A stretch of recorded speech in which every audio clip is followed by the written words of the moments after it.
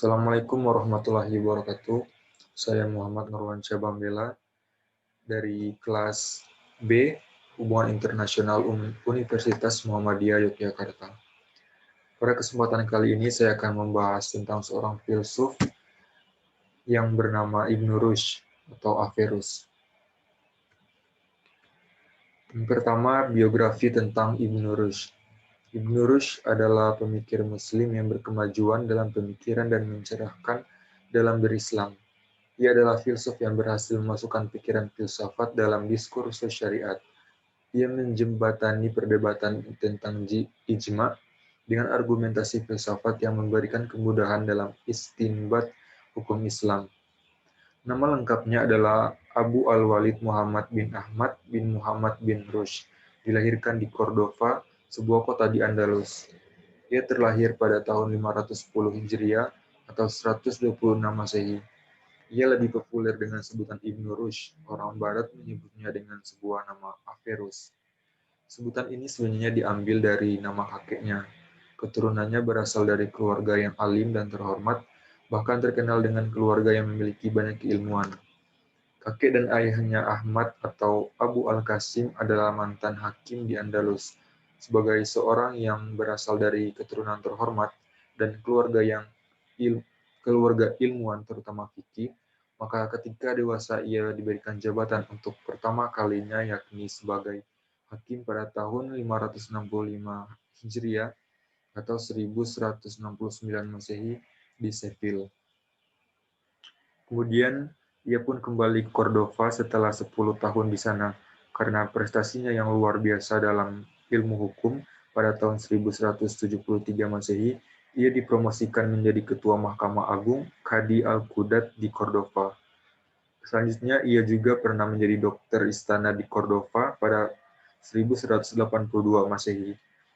Dan sebagai seorang filsuf dan ahli dalam hukum, ia mempunyai pengaruh besar di kalangan istana, terutama di zaman Sultan Abu Yusuf Yaqub al-Mansur. Dalam berbagai karyanya, ia selalu membagi pembahasannya dalam 3 bentuk, yaitu komentar, kritik, dan pendapat. Ia adalah seorang komentator sekaligus kritikus ulung. Ulasannya yang terkenal adalah terhadap karya-karya Aristoteles. Ia tidak semata-mata memberi komentar, tetapi juga menambahkan pandangannya sendiri, suatu hal yang belum pernah dilakukan filsuf lain sebelumnya. Kritik dan komentarnya itulah yang menjadikannya terkenal di Eropa. Ulasan-ulasannya terhadap filsafat Aristoteles berpengaruh besar di kalangan ilmuwan Eropa. Selain itu, ia juga banyak mengomentari karya filsuf Muslim pendahulunya seperti Al-Farabi, Ibnu Sina, Ibnu Bajjah, dan Al-Ghazali. Berikut karya-karya Averroes yang berpengaruh bagi peradaban dunia. Yang pertama ada kitab Al-Kulliyat fit At-Tib. Buku karya Ibnu Rushd ini ditulis pada tahun 1162 ketika beliau menjabat di istana. Buku ini terdiri dari 7 jilid yang berturut-turut membahas tentang anatomi, fisiologi, patologi umum, diagnosis, obat-obatan, kebersihan, dan pengobatan umum. Buku ini sudah diterjemahkan ke dalam bahasa Latin dan judulnya diubah menjadi Colligate dan menjadi salah satu buku pegangan dokter selama berabad-abad lamanya di Eropa. Yang kedua adalah buku Bidayatul Mujtahid. Buku ini bertopik tentang fikih perbandingan atau disebut dengan ikhtilaf, yaitu perbedaan dalam hukum Islam. Beliau menjelaskan perbedaan antara mazhab-mazhab yang ada di Sunni, baik dari segi akidahnya hingga praktiknya. Walaupun ia adalah pengikut mazhab Maliki, tetapi di dalam buku itu beliau mengupas mazhab-mazhab yang lain, disertai dengan pendapat-pendapat yang beragam, termasuk ulama konservatif dan liberal. Yang ketiga ada buku yang berjudul Tahafut At-Tahafut. Buku ini merupakan karya Ibnu Rushd yang isinya mengkritik buku yang terkenal dari karyanya Imam Al-Ghazali yang berjudul Tahafut Al-Falsifah. Jadi awalnya terbuat buku ini dari kritikannya Imam Ghazali terhadap pemikiran filsuf itu tidak relevan dengan akidah Islam. Sebenarnya buku Imam Ghazali itu sudah ada sejak sebelum Ibnu Rushd lahir, tetapi di masanya Ibnu Rushd masih sangat berpengaruh. Tahfudz at-Tahafut ini lebih menegaskan kepada keunggulan agama yang didasarkan pada wahyu dan akal dan dikaitkan dengan agama yang murni rasional. Akan tetapi Tahfudz at-Tahafut juga setia kepada dalil melalui pandangan terhadap diri Nabi yang mempunyai akal aktif untuk melihat gambaran-gambaran secara rasional. Selanjutnya pemikiran-pemikiran beliau bagi dunia. Terhadap dunia barat, rasionalitas filsafat Ibn Rushd telah membawa angin segar bagi dunia Eropa, bahkan mampu membebaskan Eropa dari cengkraman hegemoni gereja. Kehadiran filsafat Ibn Rushd telah mengobarkan api revolusi yang menghendaki pemisahan sains dan agama.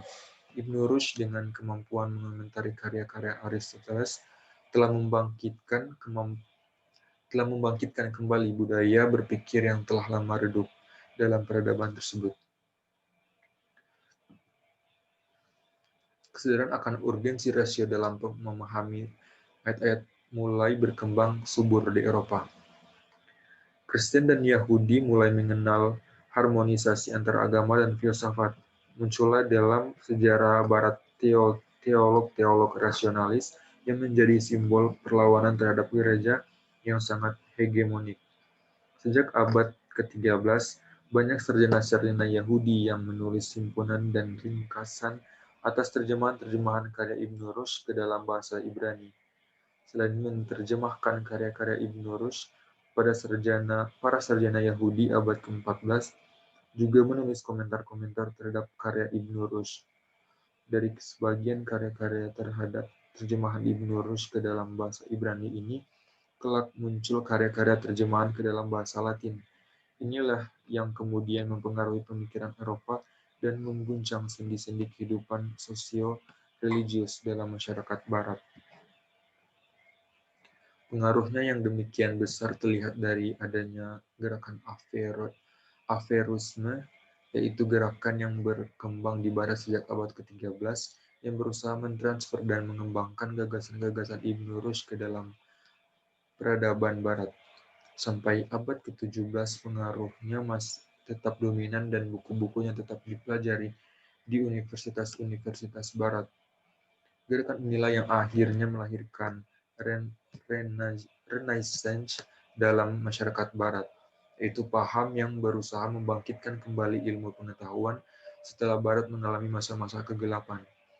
Di antara faktor-faktor yang menyebabkan pemikiran Ibn Rushd berkembang pesat di Barat adalah pertama dari segi lingkungan, tempat tinggalnya. Ibn Rushd adalah orang Barat. Ia terlahir dan meninggal di Barat, Cordova, Spanyol. Dari segi lingkungan inilah sangat mudah bagi orang-orang Barat mengakses pemikirannya. Kedua, Ibn Rushd adalah pemikir Muslim yang sangat tertarik pada pemikiran filosof Yunani Aristoteles. Ibn Rushd berjasa dalam menghadirkan kembali warisan Yunani kuno kepada Barat. Terhadap dunia Islam, pemikiran pokok Ibn Rushd yang cenderung rasional dan menundukkan segalanya kepada pertimbangan akal kecuali dogma-dogma keimanan yang diwahyukan. Ini mempengaruhi dunia Islam yang sekarang. Atas sumbangsi pemikiran Rushd, Islam berhasil dijadikan sebuah bentuk perlawanan terhadap aksi kelompok fundamental yang menebar terorisme. Kemunculannya membuat Islam sebagai salah satu alternatif versi Islam yang berkembang masa kini dan tentu diminati banyak kalangan. Dialog-dialog keagamaan yang mengarah pada tatanan yang damai, toleran, dan berkeadilan merupakan indikasi bahwa sumbangsi pemikiran Ibn Rushd masih sangat berpengaruh sampai sekarang. Model Islam secara moderat sebagai pilihan dan tuntutan terhadap Islam untuk menjadi solusi bagi peradaban dunia dan umat manusia. Moderatisme juga dinilai paling kondusif di masa kini, karena dalam praktiknya, Islam moderat selalu mencari jalan tengah dalam menyelesaikan persoalan. Perbedaan dalam bentuk apapun dengan sesama umat beragama diselesaikan lewat kompromi yang menjunjung tinggi toleransi dan keadilan sehingga dapat diterima oleh kedua belah pihak.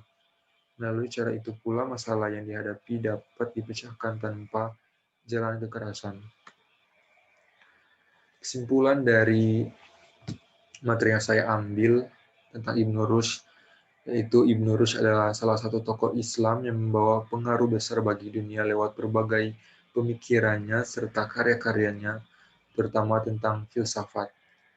Tetapi ada beberapa orang yang tidak suka dengan pemikiran beliau yang menganggap pemikirannya sesat dan dapat mengkafirkan seseorang, sehingga ia diasingkan oleh pemerintah dan banyak karya beliau yang dibakar. Salah satu pengaruh yang diberikan beliau bagi dunia adalah tentang pemikiran pokok Ibnu Rushd yang cenderung rasional dan menundukkan segalanya kepada pertimbangan akal, kecuali dogma-dogma keimanan yang diwahyukan, sehingga menyebabkan orang-orang Barat lepas akan hegemoni yang dilakukan oleh gereja dan Islam menjadi lebih moderat sehingga dialog-dialog keagamaan mengarah pada tatanan yang damai, toleran dan berkeadilan.